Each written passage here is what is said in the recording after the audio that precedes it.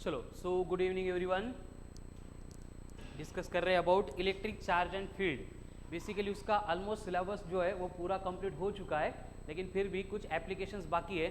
तो जब तक सारे एप्लीकेशंस सारे क्वेश्चंस हम सॉल्व करके टेस्ट में मार्क्स नहीं आते हैं, we will not start discussion about potential and capacitance. ठीक है, तो इसका जितना भी पार्ट है वो 100% कंप्लीशन के बाद ही हम पोटेंशियल एंड कैपेसिटेंस के पास जाने वाले हैं। ठीक है, सो बेसिकली टॉपिक में हमने अब तक क्या क्या डिस्कस किया है। देखो, सबसे पहले इलेक्ट्रोस्टैटिक से मतलब क्या होता है, study of charges at rest. उसके बाद में चार्ज आता है। क्या होता है चार्ज? मतलब tendency to produce electric field around it which is given by Q equals to N into E, where N का मतलब नंबर ऑफ इलेक्ट्रॉन्स, E का मतलब चार्ज ऑन इलेक्ट्रॉन। फिर उसके बाद में हमने चार्ज की प्रॉपर्टीज देखी थी। क्या क्या होती है चार्ज की प्रॉपर्टीज? प्रॉपर्टीज ऑफ चार्जेस, जैसे कि चार्जेस एडिटिव इन नेचर होते हैं, मतलब हम उनको ऐड कर सकते हैं। उसके बाद में चार्जेस आर ऑलवेज कंजर्व, उसकी वैल्यू हम प्रोड्यूस भी नहीं कर सकते, डिस्ट्रॉय भी नहीं कर सकते, सिर्फ क्या कर सकते हैं? वेरी गुड, ट्रांसफर कर सकते हैं from one part of the system to another part of the system. उसके बाद में चार्ज जो होते हैं वो ऑलवेज क्वांटाइज स्टेट में होते हैं, मतलब हम उसको कैलकुलेट करेंगे by using Q equals to N into E. उसके बाद में आता है चार्जिंग का पार्ट। चार्ज करना बॉडी को, मतलब बॉडी के ऊपर चार्जेस को ट्रांसफर करना। एंड ये चार्जिंग की हमने प्रोसेसेस देखी थी। चार्जिंग कैसे कर सकते हैं बॉडी को? By friction, then by induction, by conduction, photo electric emission, thermo ionic emission या फिर फील्ड इमिशन। इन प्रोसेस से हम जो है बॉडी के ऊपर चार्ज इंड्यूस कर सकते हैं। तो बॉडी के ऊपर चार्ज डेवलप होने के बाद दो चार्ज के बिटवीन का जो फोर्स होता है उसको अपन कैलकुलेट करते हैं बाय यूजिंग कूलम्स लॉ। और ये कूलम्स लॉ क्या था? ये था 1/4 epsilon into Q upon r square, जहां पे इप्सिलॉन का मतलब होता है permittivity of the medium which is given by epsilon equals to epsilon naught into epsilon r. और यहाँ पे इप्सिलॉन नॉट का मतलब होता है परमिटिविटी ऑफ फ्री स्पेस, जिसकी वैल्यू कांस्टेंट होती है, that is 8.85 into 10 to the power -12 coulomb square per newton metre का स्क्वायर। या फिर यहाँ पे जो इप्सिलॉन आर है इसको रिलेटिव परमिटिविटी बोला जाता है, या फिर dielectric constant of the medium यानी के भी हम कंसीडर कर सकते हैं, जिसकी वैल्यू 1 होती है for free space. Free space में आता है एयर या फिर वैक्यूम। एंड ये के की वैल्यू होती है इन्फिनिटी, किसके लिए? फॉर मेटल्स या फिर कंडक्टर। यानी बाकी सारे मटेरियल्स के लिए के की जो वैल्यू है वो हर बार 1 से बड़ी होगी एंड इन्फिनिटी से छोटी होगी। ठीक है, तो उसके बाद में हमने कूलम्स लॉ से रिलेटेड आगे भी पॉइंट देखे थे कि अगर मोर देन 2 चार्जेस अगर स्पेस में इंटरैक्ट हो रहे हैं तो वहाँ पे हम क्या करते हैं? लॉ ऑफ सुपरपोजिशन अप्लाई करते हैं।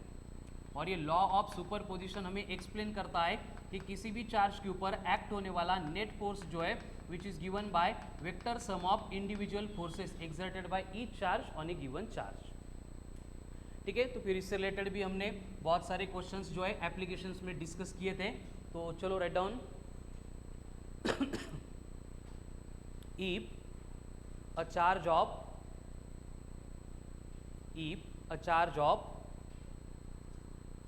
-20 microcoulomb is placed at point O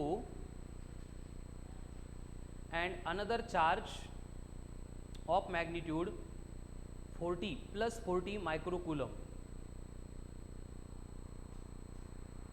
revolves around charge at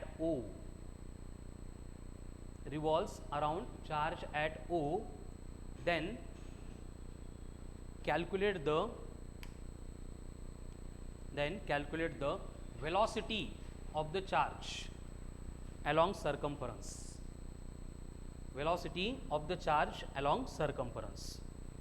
मतलब जो चार्ज -Q के सराउंडिंग में सर्कुलर पाथ पे यानी सरकमफरेंस पे मूव हो रहा है उसकी वेलोसिटी कैलकुलेट करनी है। ठीक है, चलो शुरू हो जाओ। कंडीशन क्या होगी? देखो, हमने जो चार्ज O पॉइंट पे रखा है -20 माइक्रोकूलम, उसके सराउंडिंग में सरकमफरेंस के ऊपर दूसरा चार्ज मूव होने वाला है जिसको दिया है आपको 40 माइक्रोकूलम प्लस 40 माइक्रोकूलम। अब कंडीशन क्या है? देखो कि अगर ये 40 माइक्रोकूलम को सर्कुलर मोशन परफॉर्म करनी है तो वहाँ पे रिक्वायरमेंट होगी सेंट्रीपिटल फोर्स की। एंड इन दोनों के बिटवीन का जो सेपरेशन है वो आपको लेना है एज ए 100 सेंटीमीटर। मतलब जो सेंट्रीपिटल फोर्स यहाँ पे सर्कुलर मोशन में रिक्वायर्ड होगा that will be provided by, कौन प्रोवाइड करेगा? चार्जेस नहीं, electrostatic force of attraction between two charges, यानी रिलेशन बनेगा mv² upon r equals to k into Q1 Q2 upon are square. Condition देखो क्या है कि अगर दूसरा चार्ज सेंटर पे प्लेस किया तो हम सिर्फ r लेंगे। इससे पहले भी सिमिलर टाइप का एग्जांपल अपन देख चुके हैं जहां पे दो चार्जेस सरकमफेरेंस के ऊपर थे, इसलिए उन दोनों के बिटवीन का सेपरेशन लेते टाइम हम यहाँ पे r को 2r लेते थे, फिर 2r का होल स्क्वायर करके डिनोमिनेटर में 4r आता। यहाँ पे सिर्फ r इसलिए क्योंकि सेकंड चार्ज हमने सेंटर पे प्लेस किया है। अब इसमें वैल्यू पुट करनी है हमें, तो यहाँ पे एक आर कैंसिल हो जाएगा, हमें v चाहिए, तो v के लिए फॉर्मूला बनेगा square root of k into Q1 Q2 divided by m। By using this expression we can calculate the velocity of charge which is revolving around circumference या फिर circular path। अब values put करने जाएंगे तो v equals to बनेगा root of k, k का मतलब है 9 इंटू 10 की पावर 9, Q1 एंड Q2 आपको गिवन है, कितने हैं 20 एंड 40, तो ये बनेगा 20 इंटू 40, माइक्रो माइक्रो मतलब -12 हो जाएगा, डिवाइडेड बाय कौन दिया है m। Now m means what, इस चार्ज का मास जो आपको दिया था एज 1 kg, तो डिनोमिनेटर में आ गया 1, तो उसका यहाँ पे कंसिडरेशन नहीं होगा, ठीक है। तो यहाँ पे एक मिनट, ये m इंटू आर था, लेकिन रेडियस भी 1 दी है, तो ये 1 इंटू 1 हो जाएगा, 100 सेंटीमीटर मतलब 1 मीटर होता है। तो हमें बस इसको सिंप्लीफाई करना है, तो यहाँ पे सिंप्लीफिकेशन करते टाइम क्या होगा, देखो 4 इंटू 2 8, 8 इंटू 9 72, अब 10 की पावर में क्या बचा 112 प्लस 9 मतलब प्लस 11 माइनस 12 मतलब ये आ रहा है रूट में 7.2। अब 7.2 स्क्वायर रूट में इसका मतलब उसका रूट निकालना पड़ेगा, अगर 4 होता तो 2 लिखते, 9 होता तो 3 लिखते, तो उसके इन बिटवीन ये आंसर रहेगा, तो आपका आंसर 2.7 मीटर पर सेकंड इसके आसपास रहेगा, ठीक है। तो ये कंडीशन दी है, तो उसके लिए वेलोसिटी के लिए ये डायरेक्ट फॉर्मूला भी आप लर्न कर सकते हैं, लेकिन जरूरत नहीं है, ये रिलेशन से डिराइव करो। हॅलो हा कसा आला, हे बघ सर्कुलर मोशन परफॉर्म करनी तो रिक्वायरमेंट होती है सेंट्रीपिटल फोर्स की, सेंट्रीपिटल फोर्स होता है mv² अपॉन आर, यहाँ पे कौन प्रोवाइड कर रहा है, इन दोनों के बिटवीन का electrostatic force, that's why k Q1 Q2 upon are square आ गया, ओके। चलो, तो अभी ये सिंप्लीफिकेशन हो गया। अभी सेम क्वेश्चन है और उसमें बोला है what will be the periodic time of the charge जो रिवॉल्व कर रहा है अलोंग सर्कमफेरेंस, उसका पीरियोडिक टाइम कितना होगा। अब पीरियोडिक टाइम कैलकुलेट करना है, अगर सिर्फ पीरियोडिक टाइम पूछते तो हम यहाँ पे mv² अपॉन आर की जगह पे mr ओमेगा स्क्वायर ये फॉर्मूला यूज करते, एंड बाकी जो है k Q1 Q2 upon are square ये सिमिलर रहता, यानी हमें ओमेगा स्क्वायर की वैल्यू मिलती यहाँ पे k Q1 Q2 upon r का स्क्वायर। अब यहाँ पे ये r जाके मल्टीप्लाई होगा तो ये बनेगा m इंटू आर का क्यूब, यानी कि ओमेगा इक्वल्स टू बनेगा square root of k Q1 Q2 upon ये आर क्यूब रखो या फिर आर स्क्वायर एक बाहर लेके हम इसको ऐसे भी रिप्रेजेंट कर सकते हैं, omega equals to 1 by r divided by ये रूट में आएंगे mr। एंगुलर वेलोसिटी का फॉर्मूला आ गया। अब एंगुलर वेलोसिटी से पीरियोडिक टाइम कैसे निकालते हैं, ओमेगा होता है 2 पाई बाय टी, तो ये बन जाएगा 2 pi by t is equals to 1 upon r into root of k Q1 Q2 upon mr, and t चाहिए तो थोड़ा सा और रीअरेंज करेंगे तो t इक्वल्स टू बनेगा 2 पाई, अब 1 अपॉन आर था ये बन जाएगा r into root of m into r upon k Q1 Q2।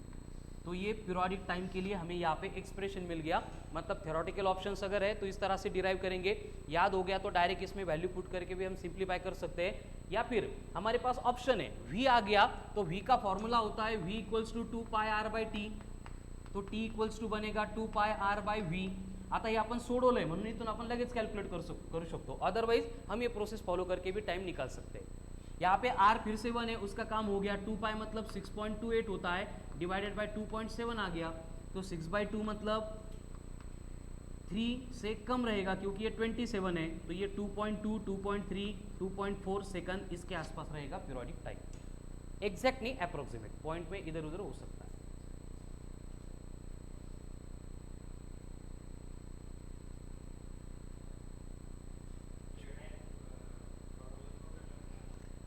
किती फॉर्म्युला लर्न करणार ना असे. कंडिशन बस याद रखनी, झाला तर लयच भारी. मग कंडीशन है तो उससे डिराइव कर सकते हैं अपन, ज़्यादा टाइम नहीं लगता उसको. चलो नेक्स्ट, सेम कंडीशन है लेकिन उसमें आपको बोला है, write down next question, if two charges are moving along circumference of radius 50 centimeter.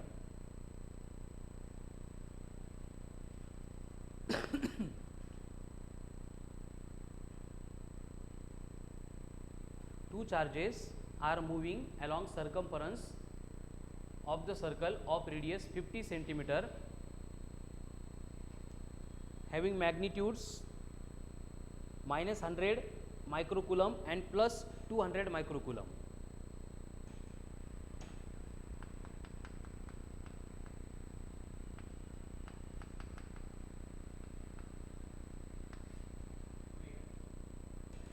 ये 200 एंड आर कितनी दी है 50 centimetre. Then calculate the velocity. Calculate the velocity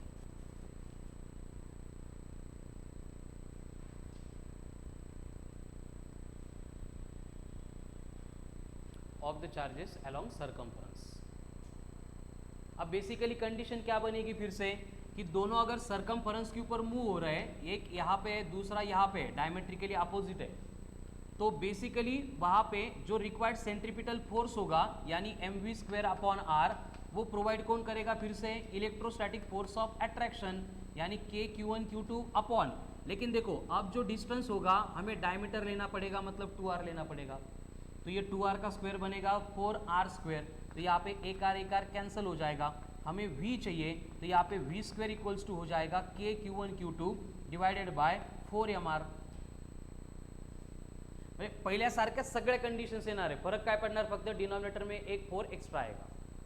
अब वैल्यू पुट करो, k कितना है 9 इंटू 10 की पावर 9, q1 कितना है 100 मतलब 10 की पावर -4, q2 कितना है 2 इंटू 10 की पावर -4. अब यहाँ पे इनके मासेस आपको बोला था ईच ऑफ 50 ग्राम है, तो मास सेम है, तो ये आएगा 4 इंटू 50 ग्राम था इसलिए -3 एंड आर दी आपको 50, तो ये आएगा 50 इंटू 10 की पावर -2. अब सिंप्लीफाई करना है, 9 इंटू 2 आ गया 18, 50 50 25 इंटू 4 मतलब कितना होगा ये 10 टू द पावर +4 -5 मतलब ये ऊपर +1 आएगा, +10 -8 मतलब 1800. ये आ गया v². छोड़ो दी क्यों ये नहीं 50 ग्राम ईच ग्राम नको सोडू 50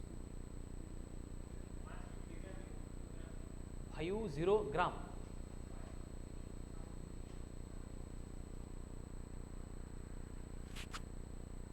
तो ये 1800 रूट में लेंगे तो फाइनल आंसर आएगा रूट ऑफ 18 मतलब 4.2 + 2 मतलब अप्रॉक्सीमेटली 42 मीटर पर second.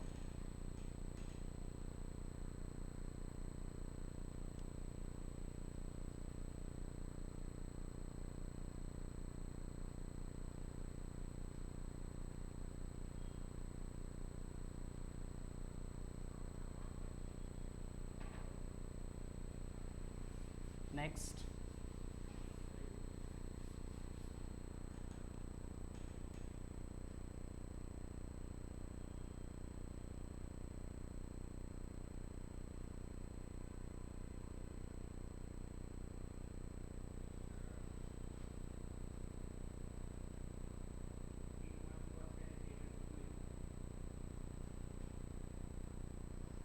Forty two.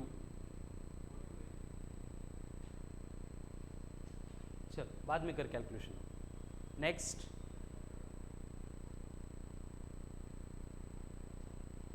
Calculate the magnitude of charge.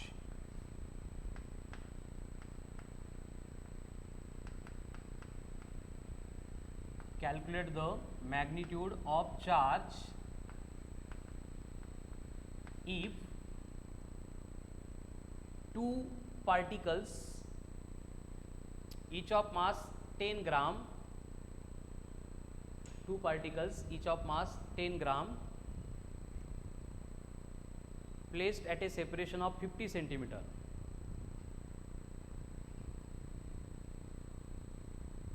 are in equilibrium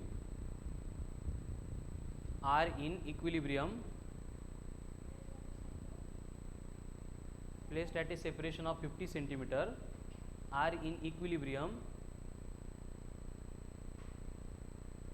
when placed on the surface having coefficient of friction 0.2.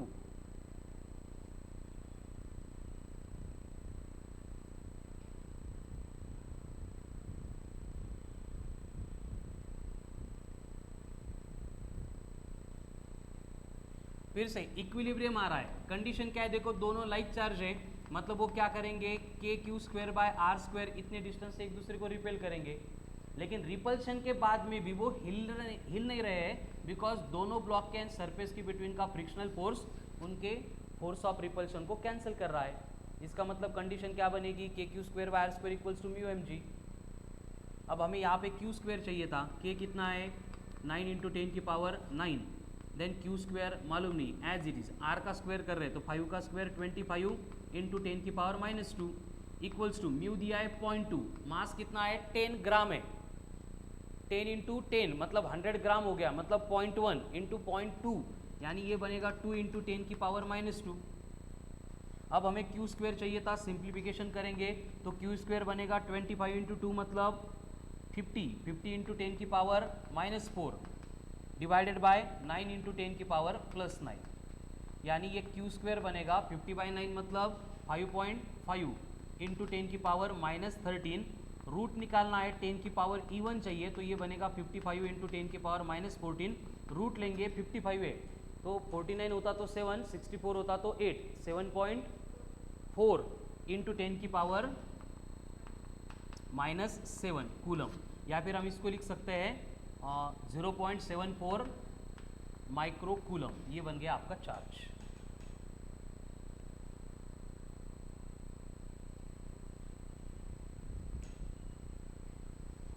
हो गया, चलो तो ये कूलम्स लॉ हो गया। जैसे आगे पर डे कुछ एप्लीकेशन सारे कंसेप्ट क्या हमें देखने हैं। Now right down next point, हमने इलेक्ट्रिक फील्ड के बारे में भी पढ़ा था। अब इलेक्ट्रिक फील्ड मतलब क्या होता है, इलेक्ट्रिक फील्ड मतलब होता है स्पेस अराउंड द चार्ज जिसमें दूसरा चार्ज मतलब any other charge will experience force of attraction और रिपल्शन, उसके ऊपर फोर्स एक्सर्ट होता है, उसको इलेक्ट्रिक फील्ड बोला जाता है।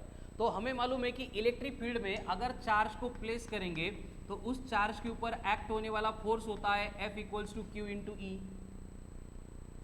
अगर फोर्स मिल गया तो हम एक्सेलरेशन भी कैलकुलेट कर सकते हैं, और ये एक्सेलरेशन कितना आता है, acceleration equals to Q into E by m, where q is the, E is the, m is the किसका, चार्ज का।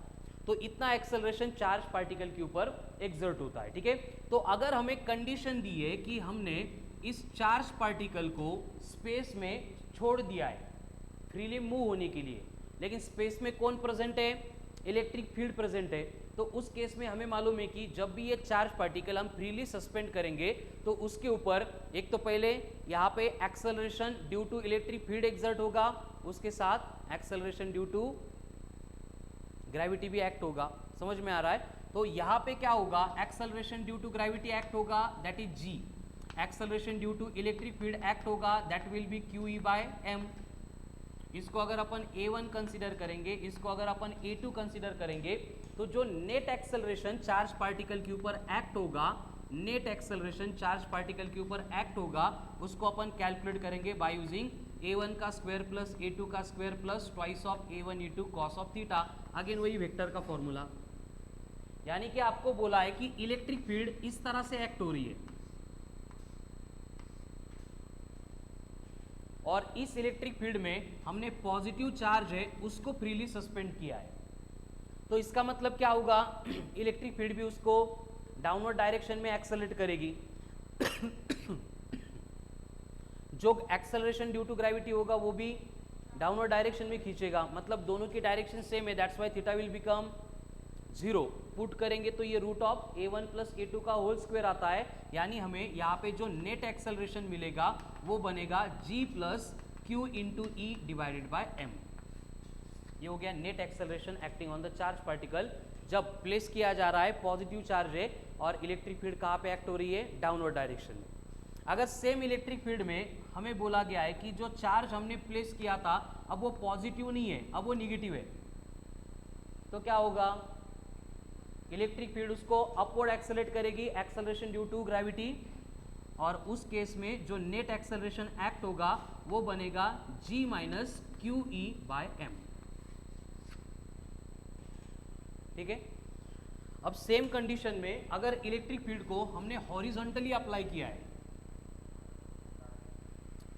जैसे कि ये इलेक्ट्रिक फील्ड है और इस इलेक्ट्रिक फील्ड में पॉजिटिव चार्ज फ्रीली सस्पेंड किया है, तो क्या होगा, यहाँ पे इलेक्ट्रिक फील्ड का फोर्स इधर एक्ट होगा एंड ग्रेविटी का फोर्स डाउनवर्ड एक्ट होगा, तो दोनों के बिटवीन का एंगल बन गया। तो इस केस में जो नेट एक्सेलरेशन एक्ट होगा that will be given by root of g square plus q into E by m का होल स्क्वेअर। ठीक आहे। आता याच कंडिशनमध्ये आपण असंही कन्सिडर करू शकतो की अगर इलेक्ट्रिक फील्ड वर्टिकली अपवर्ड जा रही है एंड ये चार्ज अगर निगेटिव है तो ये सेम कंडीशन एक्ट होगी, एंड अगर इलेक्ट्रिक फील्ड वर्टिकली अपवर्ड जा रही है एंड इस इलेक्ट्रिक फील्ड में अगर पॉजिटिव चार्ज प्लेस किया है तो वहाँ पे ये कंडीशन एप्लीकेबल रहेगी। ठीक है। तो इसके अकॉर्डिंग वेरिएशंस आते हैं, जैसे कि हमें मालूम है कि सिंपल पेंडुलम अगर है तो उसका पीरियोडिक टाइम होता है 2 pi root of L by G, अगर सिर्फ ग्रेविटी में वो एक्सेलरेट कर रहा है या फिर अपनी पीरियोडिक मोशन एसएचएम परफॉर्म कर रहा है तो। लेकिन अगर वहाँ पे बोला है कि सराउंडिंग के स्पेस में इलेक्ट्रिक फील्ड भी प्रेजेंट है तो हमें यहाँ पे जी को रिप्लेस करके किसको लेना पड़ेगा, नेट एक्सेलरेशन को, ए नेट बोलो या फिर जी नेट बोलो। ठीक है। चलो calculate the periodic time.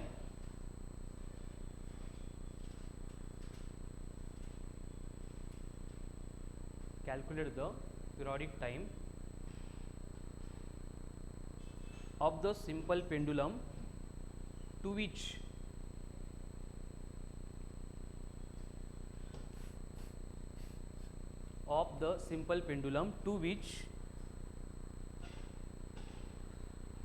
a charge of 4e, e मतलब 1.6 into 10 to the power minus 19, कितना चार्ज दिया है 4 into E, is connected and pendulum is performing SHM, pendulum is performing SHM in a electric field of intensity 2 into 10 to the power 12 Newton per coulomb, 2 into 10 to the power 12 Newton per coulomb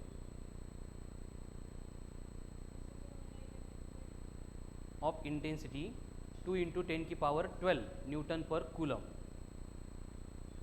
in vertically downward direction।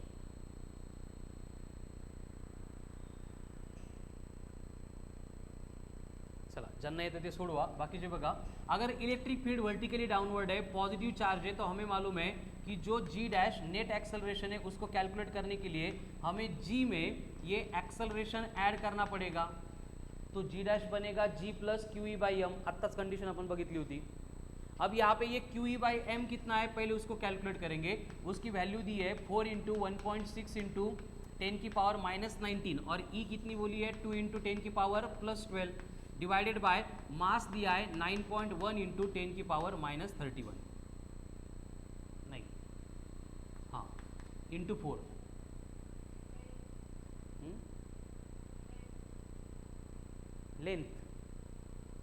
Length 1 metre, bracket में लिखो length of the string 1 metre. तो यहाँ पे क्या होगा, ये 4 cancel होगा, 1.6 upon 9 है, 3.2 अपॉन 9 आएगा, तो उनका डिवीजन बनेगा नियर अबाउट 0.38 इंटू माइनस 31 ऊपर आके plus 31 plus 31 plus 12 plus 33 minus 19 plus 14,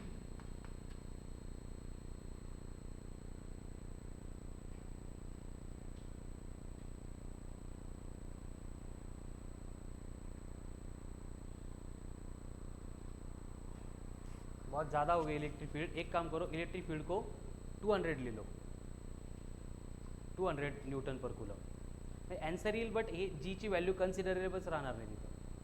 200 अगर लिया तो ये भी 2 × 10⁻² हो जाएगा, और ये +2 हो गया, मतलब ये कितना आ गया 4, यानी हम इसको लिख सकते हैं 3800 मीटर पर सेकंड स्क्वायर। तो पीरियोडिक टाइम के लिए t = 2π मतलब 6.28 इंटू √L/G है मतलब 1/, ये अप्रॉक्सीमेटली 3810 इस तरह से आएगा। अब 3810 रूट में आ रहा है, उसका रूट निकालना है, तो उसका रूट निकालने के लिए हम अरेंजमेंट कर देंगे 3.10 इंटू 10⁻², 38 है मतलब ये अप्रॉक्सीमेटली 6 आएगा, इंटू 10⁻1 मतलब ये बनेगा 60। तो हम इसको लिख सकते हैं periodic time will be equal to 6.28/60, यानी कि अप्रॉक्सीमेटली 0.1, 0.9596 इसके आसपास आएगा, approximately 0.1 second.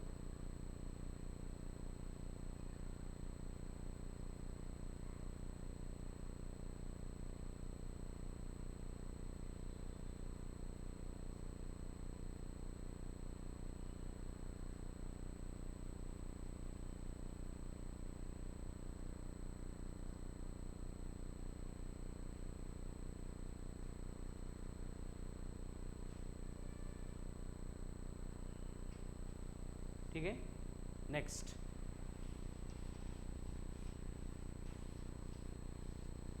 Periodic time of a simple pendulum. Periodic time of a simple pendulum of a dipole, periodic time of a dipole in an external electric field.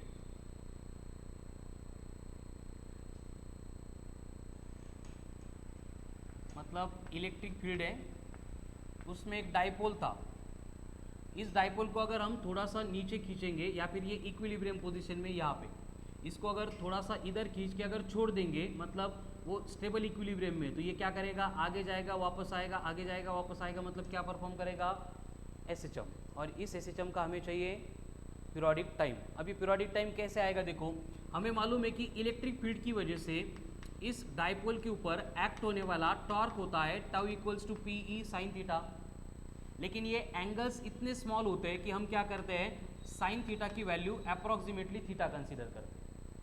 ठीक है, ये SHM या तसं आपण 60 पर्यंत 90 पर्यंत चेंज करू शकतो। जब ये SHM परफॉर्म कर रहा है तब ये छोटा होता है एंगल, यानी ये टॉर्क जो एक्ट होगा वो कितना आ गया, P × E × थीटा। क्या क्या थीटा, तो लेस देन अगर 10 डिग्री है तो 1 नहीं, साइन थीटा को अपन डायरेक्ट थीटा लेते हैं। क्या क्या 1 to 10, 1 डिग्री टू 10 डिग्री इसकी इन बिटवीन। अगर उसको लार्ज एंगल से डिस्प्लेस करेंगे तो SHM पूरा नहीं परफॉर्म करेगा, SHM थोड्या जागेमध्ये। ठीक है, इसलिए एंगल स्मॉल होगा, 1 डिग्री 2 डिग्री ऐसे। तो टॉर्क बन गया P × E × थीटा। लेकिन रोटेशनल मैकेनिक्स में हमें टॉर्क का फॉर्मूला मालूम है, τ = होता है, आठवतं का, I × अल्फा। रोटेशनल मोशन में टॉर्क होता है τ = I × अल्फा, माहित नसेल तर आता लिहून दिला। ठीक है, τ = I अल्फा। तो दोनों भी टॉर्क है, यानी हम इन दोनों को इक्वेट कर सकते हैं, तो ये बनेगा I alpha = P × E × theta. अब अल्फा का मतलब होता है एंगुलर एक्सेलरेशन, जिसको अपन रिप्लेस कर सकते हैं बाय d² θ/dt² से। d ω/dt होता है, बट ओमेगा पहले से d θ/dt है, यानी ये बनेगा I × d² θ/dt² plus P × E × theta. अब ये d² θ/dt² को अगर एक साइड में लेंगे तो ये बनेगा d² θ/dt² = PE/I × थीटा। ठीक है, SHM में हमें अब अगर एक्सेलरेशन कैलकुलेट करना होता है, या फिर SHM का जो एक्सेलरेशन होता है वो कितना होता है, acceleration in SHM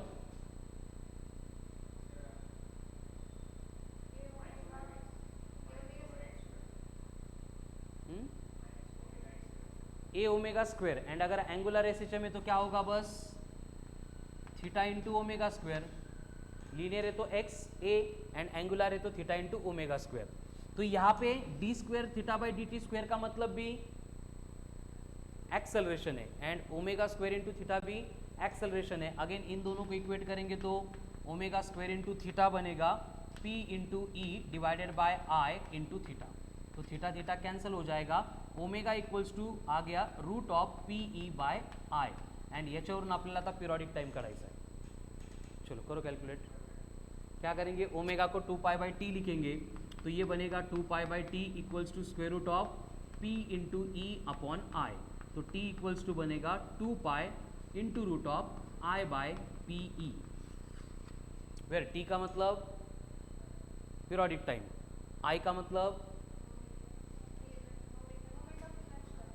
moment of inertia, p का मतलब डायपोल मूवमेंट, e का मतलब electric field intensity.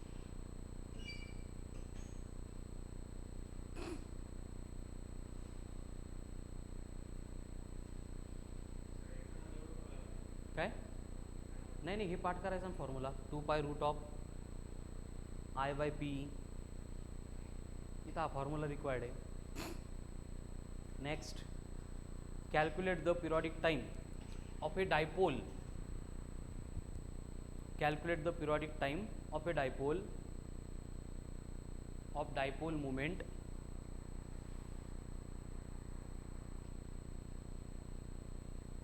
calculate the periodic time of a dipole moment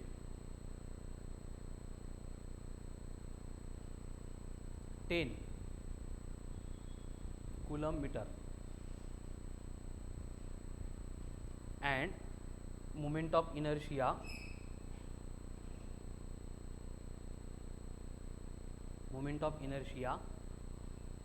0.4 moment of inertia 0.4 kg meter square।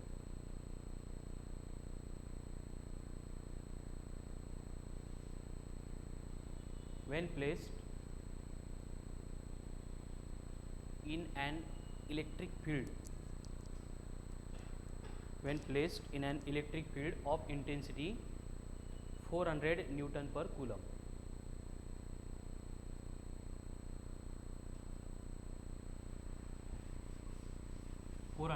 Newton per coulomb।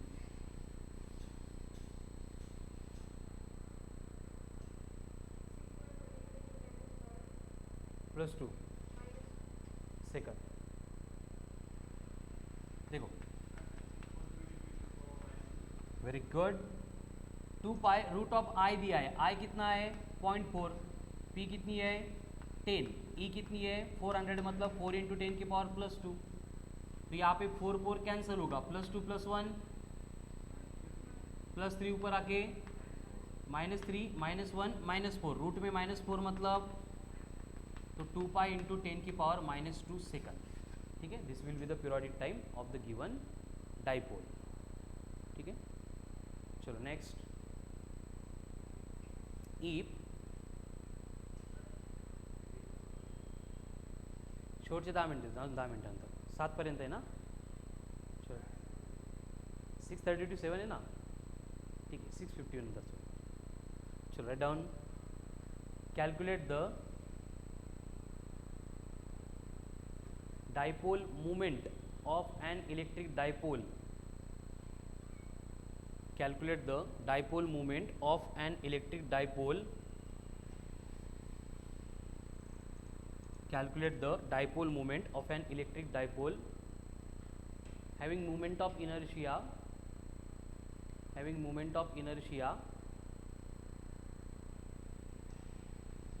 2 kg meter square।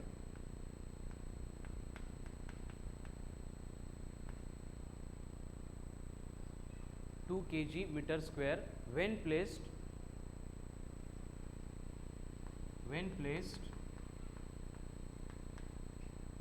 in an external electric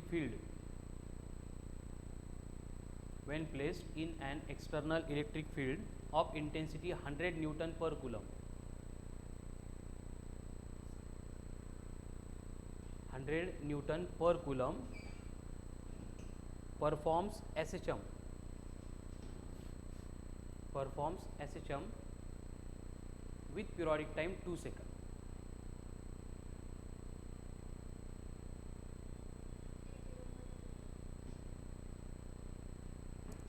देखो t equals to 2 pi root of I by P E दिया है, हमें चाहिए p, तो दोनों side में square करेंगे तो क्या होगा, t square equals to 4 pi square into I divided by P E, तो p इक्वल्स टू बनेगा 4 pi square I divided by T square p into E, तो 4 एंड टी स्क्वायर कैंसिल होंगे क्योंकि t 2 था, पाई स्क्वायर 10 है, आई कितना है 2, तो ये बना न्यूमरेटर में 20 डिवाइडेड बाय, एक मिनट, ई कितना है 100, तो डाइपोल मोमेंट कितनी आ गई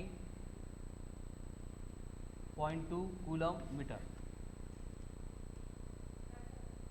हे चालू होतं का,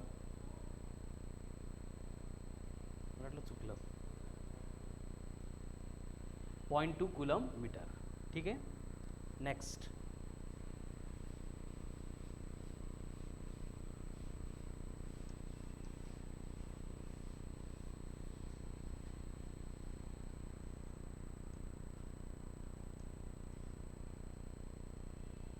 इलेक्ट्रिक फ्लक्स।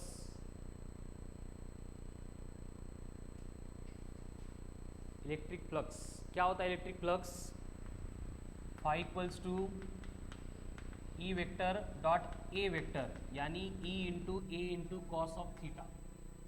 इन जनरल अगर इलेक्ट्रिक फील्ड गिवन है तो, and according to Gauss law phi equals to होता है क्यू अपॉन इप्सिलॉन नॉट। ठीक है, लेकिन गॉस लॉ के लिए कंडीशन है, क्या है condition, charges must be enclosed by the surface या फिर बॉडी। ठीक है, so write down, calculate the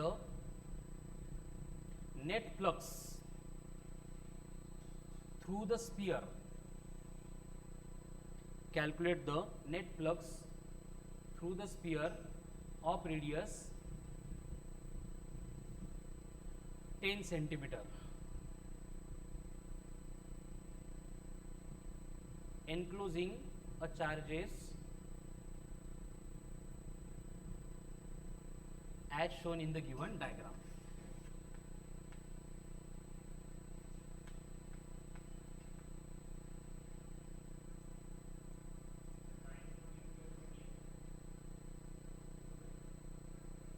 Q0 तो क्या होगा, ये -20 की वजह से जितना फ्लक्स अंदर आएगा उतना ही फ्लक्स +20 की वजह से बाहर जाएगा, तो फ्लक्स एक्ट ही नहीं होगा या नेट फ्लक्स जीरो होगा, फ्लक्स एक्ट होगा but net flux will become zero.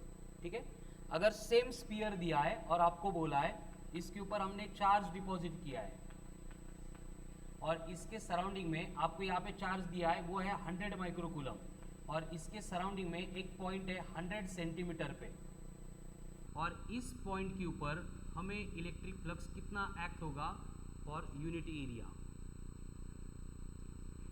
ये एरिया दिया है आपको 1 मीटर स्क्वायर, तो यहाँ पे कितना फ्लक्स एक्ट होगा,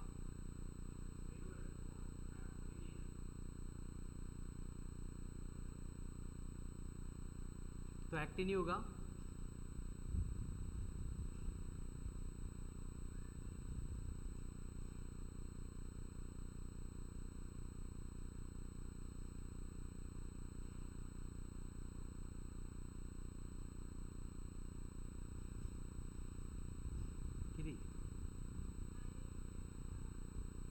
+5 यूनिट कूलम, मग फ्लक्सचं युनिट माहित नाही का,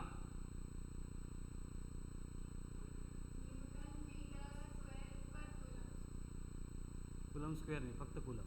ठीक है, हे बघा, चार्ज एनक्लोज नहीं किया मतलब फ्लक्स ही कैलकुलेट नहीं करेंगे क्या, हमें क्या करना पड़ेगा, गॉस का यूज़ करना है तो गॉसियन सरफेस कंसीडर करना पड़ेगा, या फिर फर्स्ट फॉर्मूला भी कैलकुलेट करके देगा। तो पहले हम स्फीयर है उसके आउटसाइड पॉइंट है, तो यहाँ पे इंटेंसिटी कैलकुलेट करेंगे by KQ by R square, ये हो गई electric field intensity into area, आ गए फ्लक्स, बट एरिया तो यूनिट एरिया लेना था मतलब 1 लेना है, तो बस यहाँ पे K की वैल्यू आएगी 9 × 10⁻⁹, Q कितना है 10⁻⁻⁴, डिस्टेंस तो 1 मीटर है, तो answer will be 9 into 10 to the power 5 newton metre square per coulomb और वोल्ट इंटू मीटर। ठीक है, ये हो गया इलेक्ट्रिक फ्लक्स।